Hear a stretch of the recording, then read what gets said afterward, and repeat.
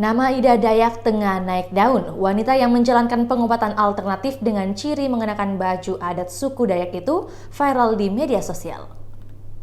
Bukan pengobatan biasa, dirinya dianggap sakti karena hanya mengoleskan minyak namun mampu menyembuhkan kelainan tulang, bahkan yang tergolong parah sekalipun. Nilai plusnya lagi, pengobatannya terbilang sangat singkat. Setelah sejumlah videonya sedang mengobati pasiennya viral di media sosial, banyak orang yang mau berobat ke Ida Dayak. Dirinya juga sudah terbang ke sejumlah daerah untuk mengobati banyak pasien. Seperti kali ini, Ida Dayak dinanti ribuan orang dari berbagai daerah datang ke markas Kostrad Cilodong, Depok untuk mencoba pengobatannya. Situasi yang tidak kondusif sampai Jenderal TNI turun tangan gunung Ida Dayak. Beginilah suasananya di lapangan Kostrad Cilodong pada Senin 3 April siang. Ribuan orang sudah menunggu kedatangan Ida Dayak yang dijuluki sebagai perempuan sakti.